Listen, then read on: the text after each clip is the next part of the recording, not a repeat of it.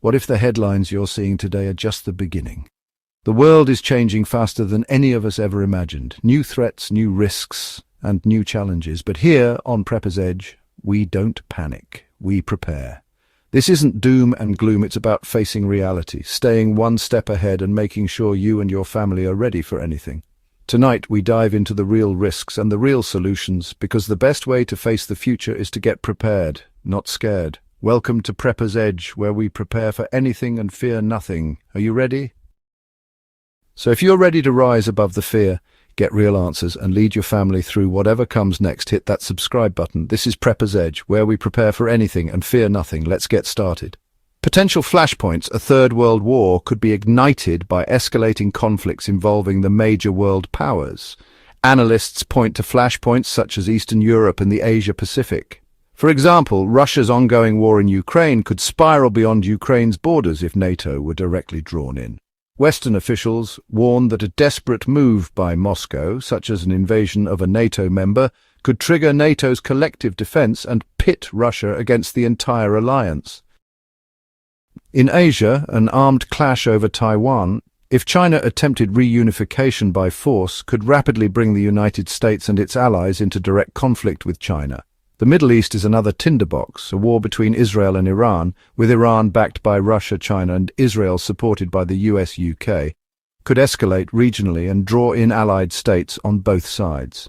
In all these scenarios, the risk of miscalculation or an accidental incident, such as a skirmish between NATO and Russian forces, looms large, potentially unleashing an uncontrollable chain of escalation alliances, East versus West.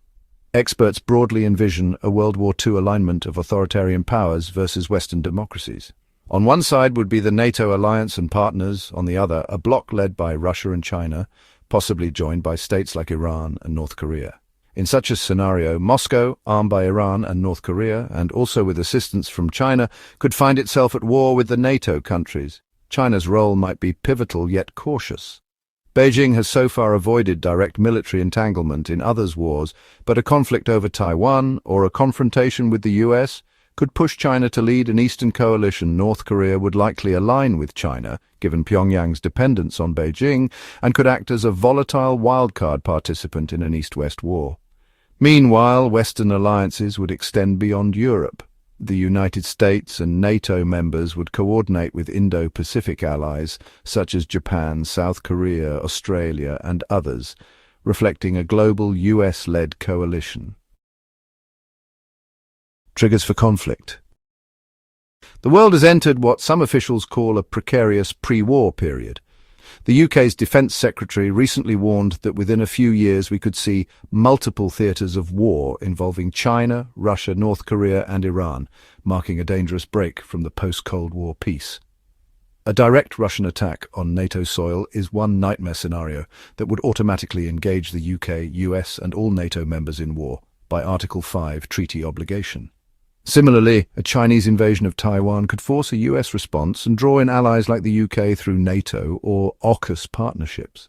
Other sparks include cyberattacks or space warfare that cripple critical systems, or the use of a tactical nuclear weapon by a rogue state which could shatter nuclear taboos and provoke retaliation. Any of these events might quickly broaden into a global conflict due to treaty commitments and the strategic importance of the regions involved. Nuclear dimension. All major powers in these alignments possess or are allied with nuclear arsenals. So a World War III scenario raises the spectre of nuclear war. Deterrence might initially prevent a deliberate, large-scale nuclear exchange. Each side knows that launching nukes could mean mutual destruction.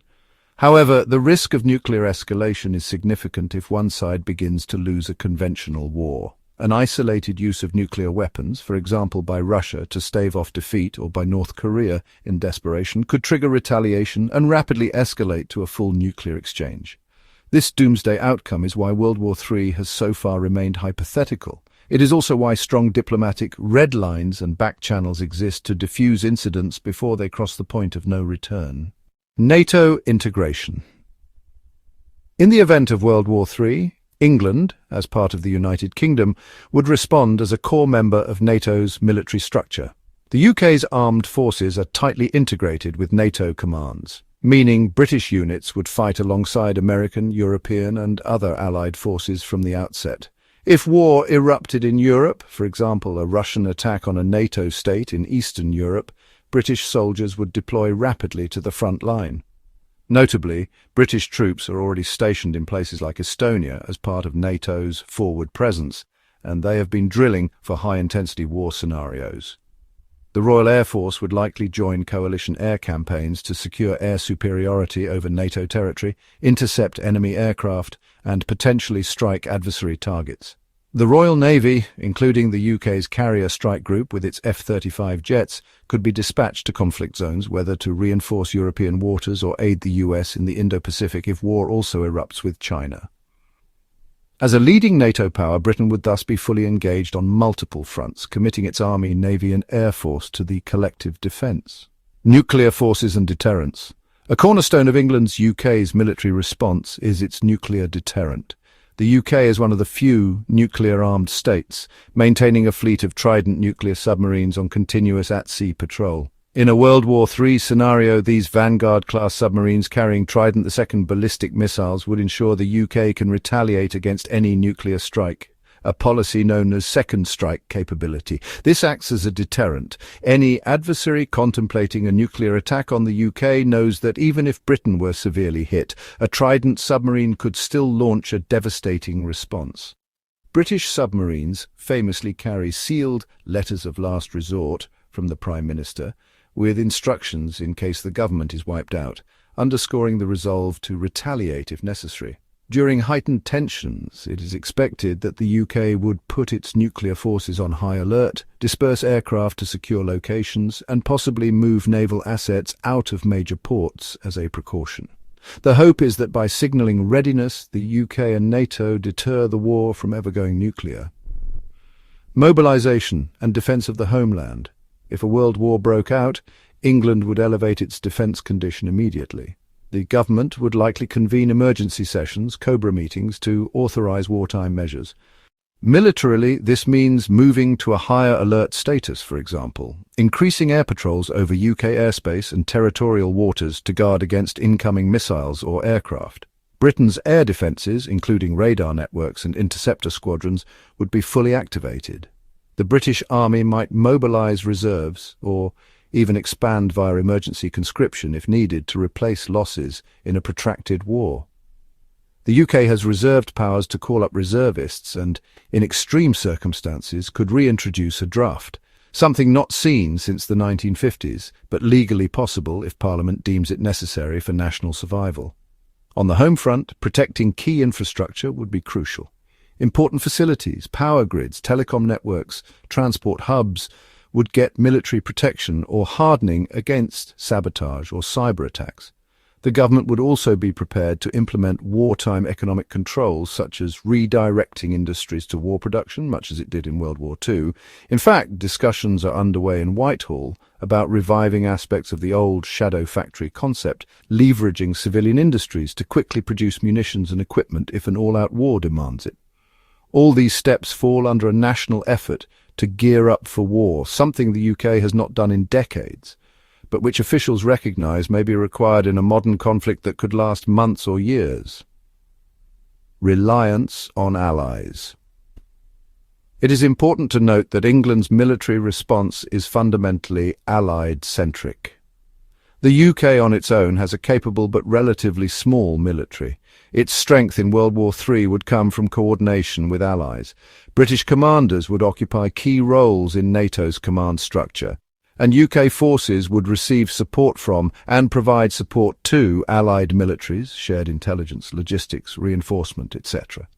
For instance, American reinforcement of Europe, like the US Army and Air Force units, would be critical to bolster NATO, while the UK's advanced capabilities, such as its special forces and cyber units, would contribute to joint operations. The close UK-USA defence relationship, often termed the special relationship, means the UK would almost certainly be privy to the highest level of intelligence and strategic planning in a global war, working hand in glove with US forces. In summary, England would not fight alone. It would be an integral part of a NATO coalition effort from day one of World War III. Cold War bunkers, then and now. During the Cold War, Britain developed an extensive network of nuclear bunkers and civil defence infrastructure. There were large regional government bunkers, for example, the Kelvedon Hatch bunker in Essex or the Hack Green bunker in Cheshire, intended to house officials who would lead regional recovery efforts after a nuclear attack.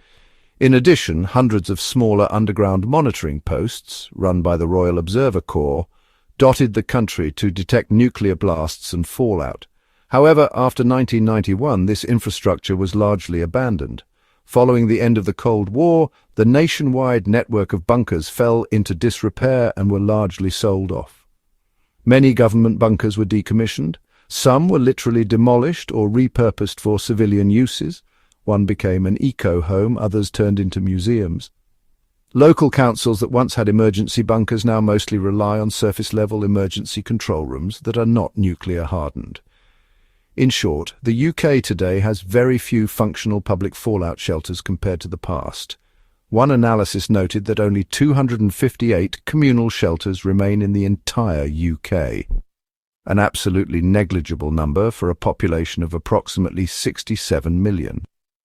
By contrast, countries like Switzerland have a shelter space for essentially 100% of their citizens. This gap highlights how far Britain's civil defence focus has waned since the 1980s. Protected government sites. Though public shelters are scarce, the UK does maintain protected facilities for continuity of government. The primary modern bunker is the one codenamed Pindar beneath the Ministry of Defence in Whitehall, London. Completed in 1992, Pindar is a high-tech, protected crisis management facility built deep underground. It serves as a command hub connecting to the Armed Forces Permanent Joint Headquarters and has secure communications, living quarters, and its own power and water supply. In a war, top ministers, military chiefs, and key staff would be sheltered there to direct the national response. Another critical site is the Northwood Headquarters, HMS Northwood, near London, Britain's main military command centre, which also has hardened underground components. Additionally, there are likely other secret continuity locations. During the Cold War, the UK had a huge underground complex codenamed Burlington at Corsham in Wiltshire, intended as an emergency seat of government. That site was mothballed in the 1990s, but it's possible that portions could be reactivated in an extreme crisis, or that new secret facilities exist. The government's strategy would be to protect leadership and essential services like communications, so that even if cities are hit, some chain of command survives. Public warning systems. How would the British public know an attack is coming? In the Cold War, the UK had air raid sirens in cities and the 4-minute warning system for nuclear attack, coordinated by the now-defunct UK Warning and Monitoring Organisation. Those sirens were dismantled in the 1990s, aside from a few used for local flood warnings. Today, the government would rely on modern channels to warn citizens. In 2023, the UK rolled out a new emergency alert system that can broadcast instant warnings to every compatible mobile phone in a specific area. This system was tested nationwide in April 2023 and is now active. In theory, if a nuclear strike or major attack were inbound, an alert would flash on smartphones instructing people to seek shelter immediately. This would be complemented by emergency broadcasts on TV and radio. The BBC has long been tasked with being the backbone of emergency broadcasting. During the Cold War, it had a recorded post-attack message ready, and until recently, the BBC maintained the National Attack Warning System via its radio transmitters. That system has since been retired along with AM radio in many areas, but the BBC and other broadcasters still have protocols to break into programming for urgent national alerts. In short, while the old air raid sirens are gone, the UK would use cell broadcasting, media and internet alerts to inform the public of an immediate threat. Fallout monitoring and post-attack advice. Part of civil defence is dealing with the aftermath of an attack, especially nuclear fallout. The UK maintains a network of radiation monitoring stations. The modern system is called RIMNet REMS, originally set up after Chernobyl to track radioactive clouds. Though REMS is designed for peacetime incidents, officials say it could assist in mapping fallout if the UK was struck by nuclear weapons. The government has also issued public guidance in the past, famously the Protect and Survive pamphlets in the 1970s to 80s, which told people how to improvise home shelters and stock supplies. While these pamphlets are no longer distributed, the core advice remains relevant and would likely be echoed in any official communications. If nuclear attack is imminent, people are advised to get inside, stay indoors, and shelter in a secure interior room, ideally behind dense materials, for as long as instructed, possibly several days, to avoid radioactive fallout. The government might re-release updated guidance on how to shelter, for example, advising citizens to prepare a safe room with thick walls, store water, food, a battery radio, etc. Already, UK authorities encourage general emergency preparedness. The website Ready for Emergencies on gov.uk gives basic advice for all hazards, and this would be tailored to the war scenario as needed. Limits of civil defence. It should be noted that the UK's civil defence preparations today are modest relative to the scale of WW3 devastation. Evacuation of cities, a strategy contemplated in early Cold War years, is unlikely to be feasible or attempted now, given the short warning for nuclear strikes and the enormous population of urban areas. Thus, unlike in World War II, when millions of children were evacuated from London to the countryside to escape bombing, in a World War III nuclear context, the plan would not be to evacuate en masse, but to have people shelter in place, since peacetime evacuation could cause chaos and might not even save lives if an attack is widespread. The government's focus, therefore, is on resilience, how to keep the country running at some level during and after an attack. That includes continuity of government, hence bunkers for leaders, preserving emergency services, training them for disaster response, and stockpiling certain essentials. Some analysts have expressed concern that the UK has allowed itself to become ill-prepared for nuclear attack consequences, having relied on deterrence for so long instead of robust civil defence. The upshot is that if World War III broke out, Britain would have to scramble to reactivate or improvise civil defence measures that were commonplace decades ago, a challenging prospect, but one the government has quietly begun to study, for example, examining old war plans in the National Archives for inspiration. Emergency governance and the war book. Protecting the civilian population in a world war would require swift government action and coordination across all levels of society. Historically, the UK had a detailed secret manual called the Government War Book that laid out step-by-step procedures for transitioning from peace to war.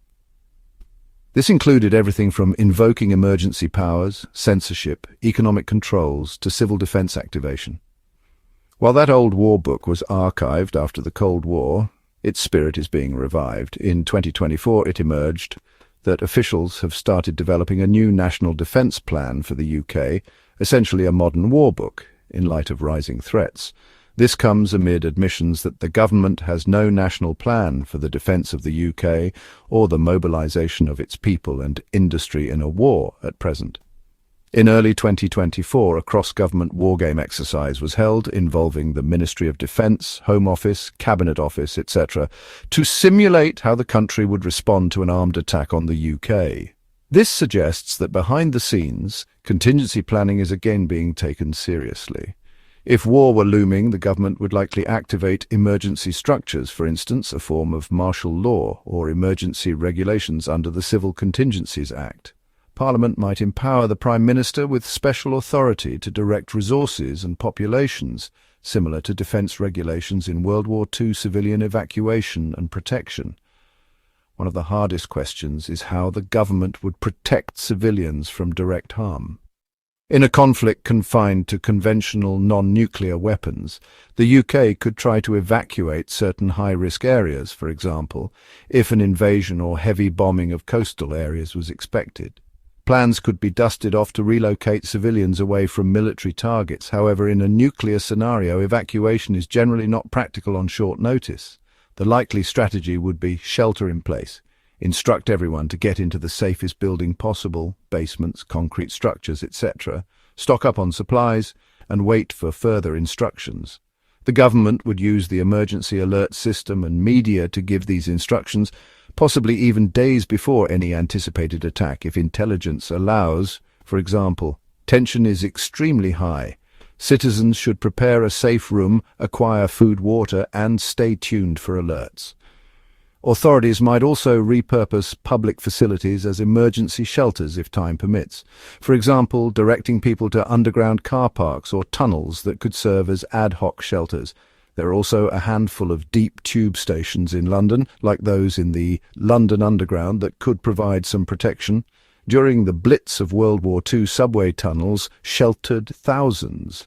In World War III, the government could reopen certain deep shelters, for instance, allow existing but unused underground spaces for civil use, though capacity would be very limited relative to the population.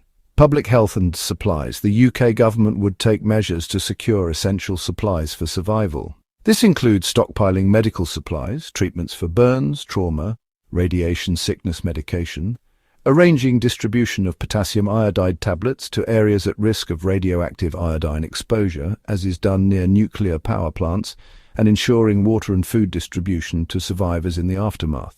The modern UK does not keep massive food stockpiles, so a war would likely see the reintroduction of rationing systems to prioritise distribution of food and fuel. The Ministry of Defence and Emergency Services have plans to assist in logistics, for example, using military trucks to deliver relief supplies if normal transport is disrupted.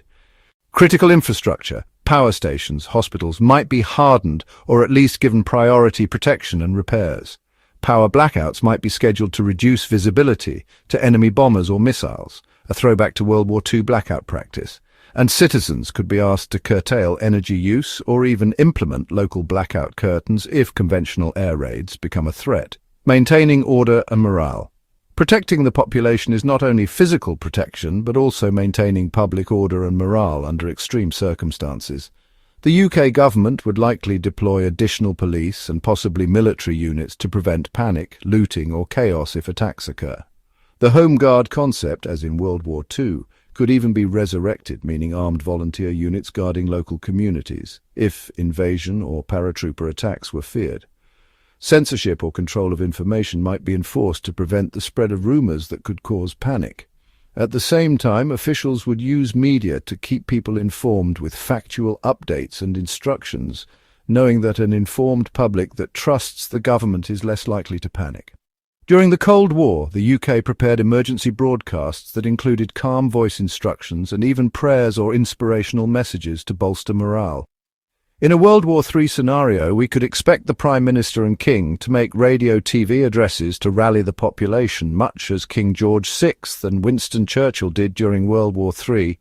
Preserving national morale would be seen as vital to survival, so everything from emergency services heroism to community solidarity would be emphasised in messaging. Resilience of essential services. The government's protective actions also extend to ensuring that post-attack survivors can carry on with the basics of life.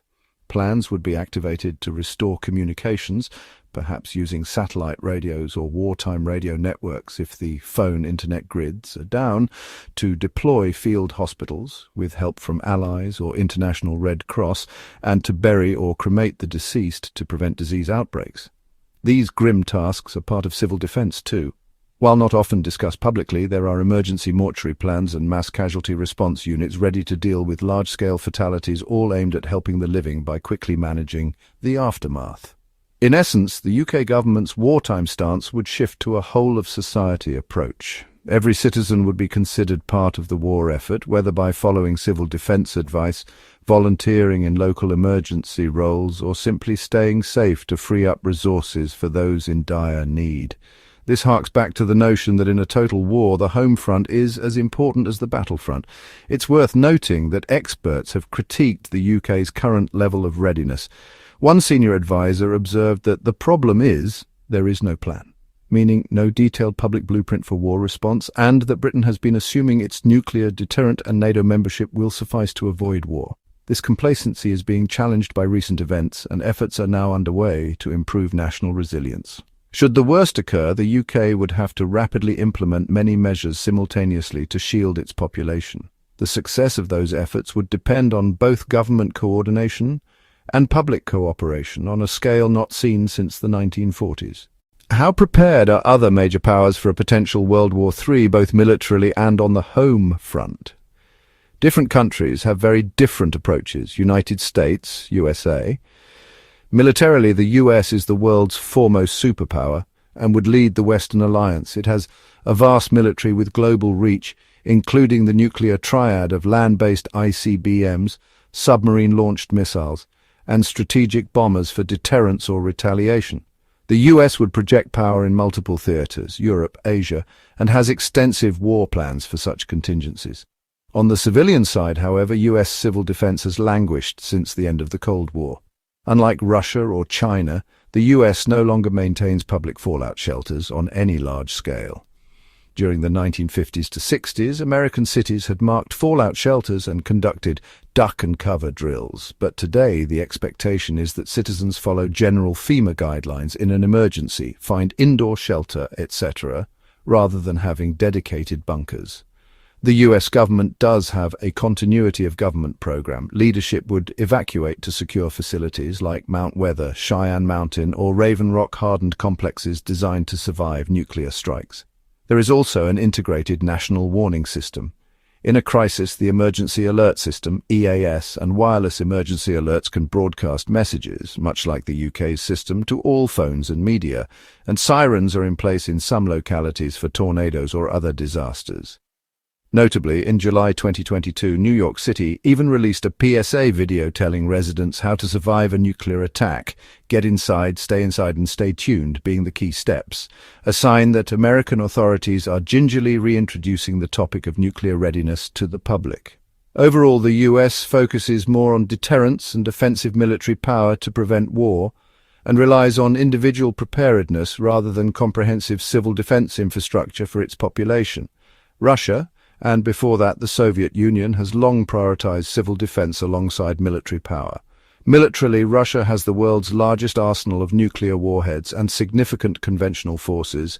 Its doctrine, however, often contemplates using nuclear weapons if it faces overwhelming conventional defeat. On the home front, Russia maintains a robust civil defense organization inherited from Soviet times.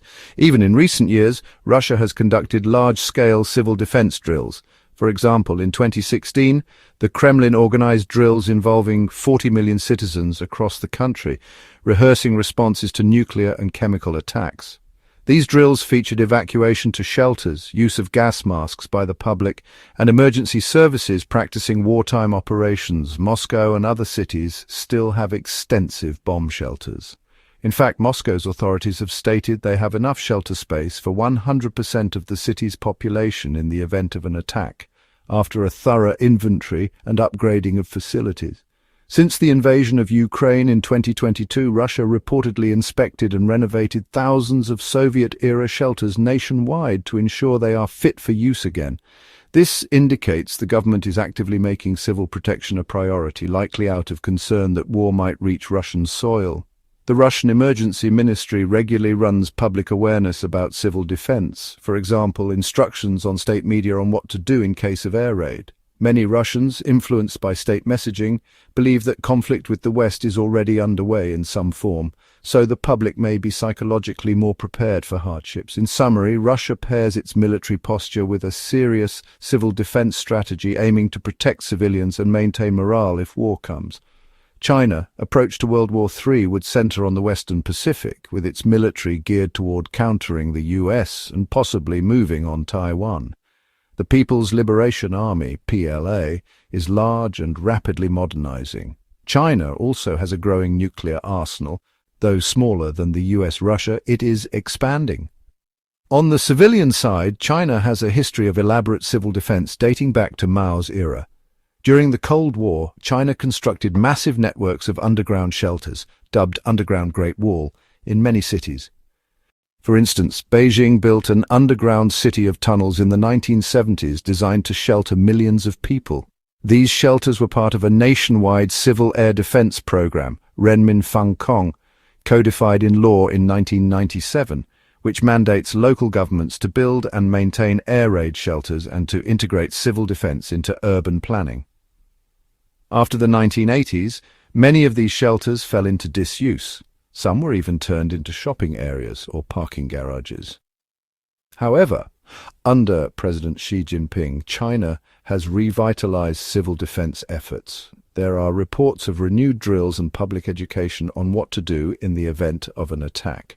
Major Chinese cities now often require that new construction projects include underground civil defense spaces for dual use in peace and as shelters in war. China's government has also run air raid siren tests on National Defense Education Day, where sirens sound and citizens practice drills, though these are occasional. In a World War III scenario, the Chinese population would likely be directed by the government to make use of basements, subway systems, and other shelters. The state would tightly control information and mobilize citizens through the Communist Party infrastructure. Additionally, China's large industrial base and experience with swift lockdowns, as seen in the pandemic, suggest it could repurpose those methods to keep people indoors and coordinated during attacks. In essence, China's civil readiness is a mix of old, extensive infrastructure, recently renewed emphasis, and the authoritarian ability to rapidly direct the population in an emergency. Other countries, many other nations would be involved in a world war, each with varying preparedness. European NATO members like France and Germany have some civil defense elements. France has sirens under its Plan Vigiparate and a national crisis plan, and Germany has distributed brochures on emergency preparedness, but they generally do not have enough shelters for their whole populations. Eastern European countries near Russia, such as Poland and the Baltic states, have been revisiting civil defense. Due to the Ukraine war, for example, Lithuania and Poland have begun refurbishing Cold War-era shelters and running public drills again. Scandinavian countries like Finland, Sweden and Norway have maintained stronger civil defense traditions. Finland notably has an extensive shelter network. Helsinki alone has facilities to shelter hundreds of thousands, doubling as parking garages in peacetime, and it conducts annual civilian preparedness training. Switzerland is often cited as the gold standard. It has kept up a law that every resident must have access to a fallout shelter, resulting in shelter space for virtually 100% of its population. Israel, while not involved in NATO versus Russia and China, but a major country in its region, has very rigorous civil defense due to constant threats. Most Israelis have access to bomb shelters or safe rooms, and the country has an alert system, red alert sirens and phone apps for missile attacks. India and Pakistan, if they were drawn in, for example, a regional war amidst a larger conflict, have limited civil defense for their huge populations, though India has some civil defense corps and Pakistan has conducted blackout drills due to tensions. North Korea has a deep network of bunkers, owing to its war-ready posture. But information is sparse. Suffice to say, the regime prioritizes keeping itself safe and would compel its citizens to fight or labor for survival. Russia and some smaller nations, Switzerland, etc., have maintained robust civil defense, whereas countries like the UK and US lean on deterrence and basic public guidance rather than physical shelters. Nations directly under threat, like those near Russia or Israel, Taiwan, South Korea, tend to have more active civilian readiness programs out of necessity. A World War III would severely test each country's preparations, military and civilian alike. It's about including comfort items for children like books and games to help manage stress. It's a holistic approach that strengthens the individual, the family, and by extension the community. It's the ultimate act of self-reliance and the foundation of true security. Not only governments are making plans, a global community of preppers, private citizens who actively prepare for disasters, has been growing and sharing strategies to survive a potential World War III in recent years, driven by events like the COVID-19 pandemic and the Russia-Ukraine war. Prepping has moved from the fringe closer to the mainstream. Modern preppers are not just malicious stereotypes. They include families, professionals, and even tech billionaires, all concerned about worst-case scenarios.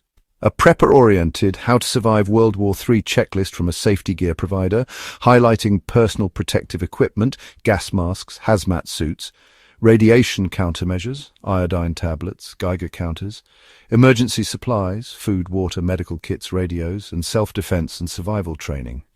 Such guides reflect common advice in the prepper community for coping with a nuclear war scenario, emphasizing that once a crisis hits, it's too late to prepare, so one must stockpile and plan in advance.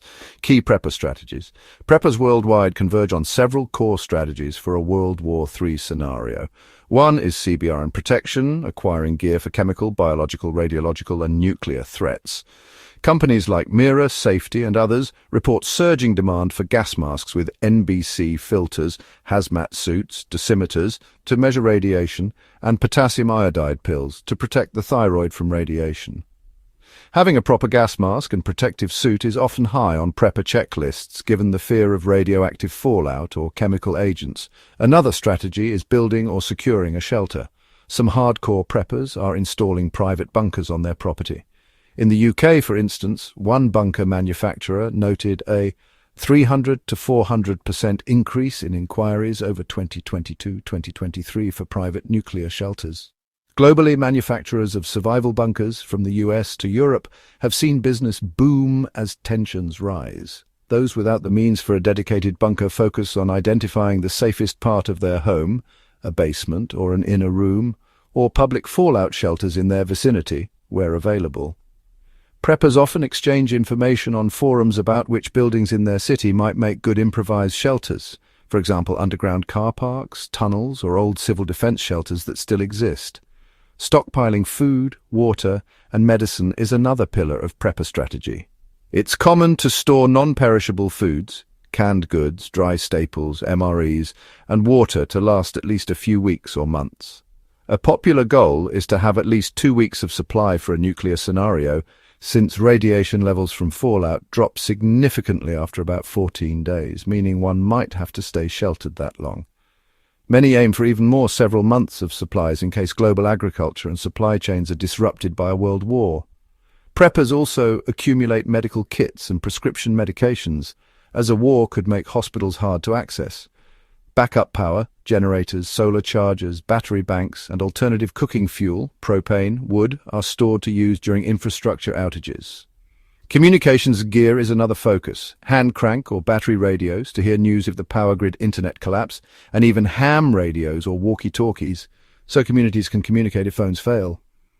Since radiation levels from fallout drop significantly after about 14 days, meaning one might have to stay sheltered that long, many aim for even more, several months of supplies in case global agriculture and supply chains are disrupted by a world war. Preppers also accumulate medical kits and prescription medications, as a war could make hospitals hard to access. Backup power, generators, solar chargers, battery banks, and alternative cooking fuel, propane, wood, are stored to use during infrastructure outages. Communications gear is another focus. Hand crank or battery radios to hear news if the power grid, such internet collapse, and even ham radios or walkie-talkies so communities can communicate if phones fail. Bug-out plans versus bugging in. Preppers use terms like bugging out, evacuating to a safer location, and bugging in, hunkering down at home. Each prepper usually has a bug-out bag, a backpack with essential supplies and tools ready to go at a moment's notice. This bag might include food bars, water filter, first aid, flashlight, fire starting kit, multi-tool, important documents, cash, and a change of clothes. The idea is if one must flee, say from a city that might be targeted, they can grab the bag and survive for a few days while traveling to safety. Some preppers identify remote rural locations, cabins, campsites, or relatives' homes in the countryside as their bug-out destinations, operating on the assumption that cities would be more dangerous in war, both as targets and due to higher population chaos. On the other hand, in a fast-moving nuclear scenario, many expect to bug in at home so they reinforce their houses. For example, a prepper might pre-cut boards to board up windows, or even install an underground cellar or safe room. In the UK, where personal firearms are rare, self-defense while bugging in might rely on other means, archery equipment, knives, or simply having a plan to stay unseen. In the US, many preppers include firearms as part of their preparations for self-defense in a law and order breakdown scenario. Skills like basic self-defense, first aid, and even gardening to grow food are valued in the community as well. Prepper communities and information sharing. The internet has allowed preppers globally to form communities, for instance, dealing with not having a bunker or prepping in small city apartments. Some content trends include everyday carry for World War III, items to keep on you at all times, how to survive a nuclear fallout guides, and reviews of gear, radiation meters, water purifiers, etc. The outbreak of war in Ukraine in 2022 prompted a notable spike in interest. UK bunker suppliers noted increasing inquiries, and even a petition was started in Britain in 2022 urging the government to build public nuclear shelters for civilians globally. Google searches for terms like nuclear survival kit jumped after major geopolitical events. TikTok saw trends of users posting tongue-in-cheek videos about World War III, often humorous takes by young people imagining being drafted, which, while joking, indicate that the prospect of global war is very much on the public's mind. Simultaneously, serious survival experts use those platforms to give quick tips to a wide audience that suddenly wants information on how to prepare. Perspectives within the movement. Preppers often say they hope for the best but prepare for the worst. Many voice that if World War III never comes, their efforts aren't wasted. Supplies can be useful for natural disasters or other emergencies. There's also a psychological comfort in feeling prepared. The community tends to stress mental resilience as much as stockpiles. Being mentally ready to handle crisis, stay calm, and lead your family to safety is seen as key. Some even practice meditation or military-style drills to steel themselves. Prepping for World War III also shades into general doomsday prepping, which can include scenarios like societal collapse or EMP attacks that knock out power grids. In these extreme circles, some individuals establish self-sufficient homesteads far from cities, complete with bunkers, livestock, and arsenals. Notably, a segment of the super-rich has taken to apocalypse prepping in style, purchasing luxury bunker apartments in converted missile silos or building lavish compounds in New Zealand. Reports have described tech billionaires buying luxurious bunkers and hiring military security to survive a societal collapse. This highlights a trend where not just ordinary folks, but elites with means are hedging against worst-case outcomes. Popular content and media. Around the world, the threat of World War III has influenced entertainment and media as well. There's an upswing in survival guides, novels, and video games themed on global war and its aftermath. This sometimes feeds back into the prepper community. For example, some say the video game Fallout, about surviving in a post-nuclear wasteland, spurred their interest in real-life survival skills. YouTube creators find large audiences for titles like How to Survive Nuclear War, and these videos often compile expert advice. Some cite historical civil defense pamphlets, military CBRN manuals, or lessons from Hiroshima and Nagasaki. One ironic but insightful trend is that prepping is becoming collaborative and open, whereas old-school survivalists often operated secretly to protect their stash from others. Newer preppers often network and even organize local meetups or group survival camps to practice skills together. In the UK, there have been prepper fairs, where vendors and speakers come together, showing the normalization of preparedness. Ultimately, the global prepper community provides a grassroots counterpart to government readiness, or lack thereof. Preppers assume that in a World War III scenario, official response will be overwhelmed, so individuals must be ready to fend for themselves initially. Their strategies, from gear checklist to community building, could make a real difference in survival rates at the margins. And as they often note, being prepared for war often overlaps with being prepared for any catastrophe. The growing visibility of prepping content is itself a barometer of public concern. People are searching for answers on what to do if the big one hits, and the prepper community is trying to provide answers, one YouTube video or forum post at a time. The prospect of World War III is terrifying and unprecedented in scope. Yet it is a scenario that strategists and even the public can no longer ignore given current global tensions. This deep dive has explored how such a conflict might erupt and how key players would align with NATO and its allies on one side and a Russia-China-led bloc on the other, potentially drawing in multiple regions and nearly every major power. We examined how England and the broader UK would respond, militarily throwing its full weight in with NATO's defence, and domestically grappling with the challenge of protecting 68 million civilians with far fewer civil defence resources than it had in the Cold War. The UK's lack of modern bunkers and reliance on deterrence is a stark contrast to countries like Russia, with maintained shelters and drills, or Switzerland, with universal civilian bunkers. In a war, the UK government would need to rapidly implement emergency plans, some based on dusty Cold War playbooks, to save lives and maintain order. Comparatively, other nations show a wide spectrum of preparedness. The United States wields massive offensive power, but, like the UK, has limited civilian shielding and would lean on warnings and individual action. Russia and China have embedded civil defense into their governance to a greater degree, reflecting perhaps a greater expectation that war could reach their homelands. This means in WW3, Russian and Chinese civilians might be herded into bunkers and subway shelters, while British or American civilians might be sheltering in their basements, at best.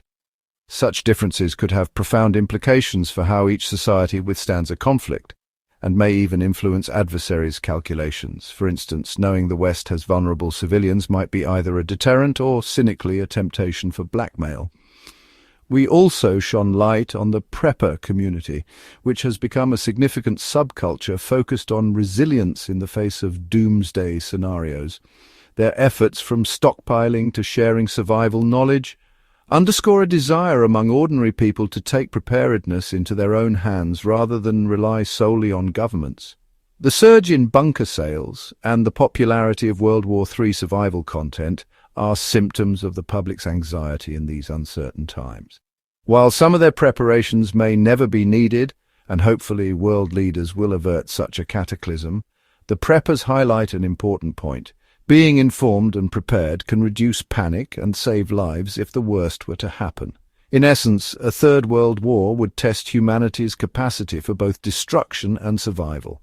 England and the UK would face decisions not seen since the 1940s, from possibly rationing food and evacuating cities, to the unthinkable contemplation of nuclear retaliation. The effectiveness of its response would depend on how well it can rapidly mobilize plans that have long been dormant. One can take some solace in the fact that all nations understand how catastrophic World War III would be, especially in the nuclear age. This understanding has acted as a deterrent for over 75 years.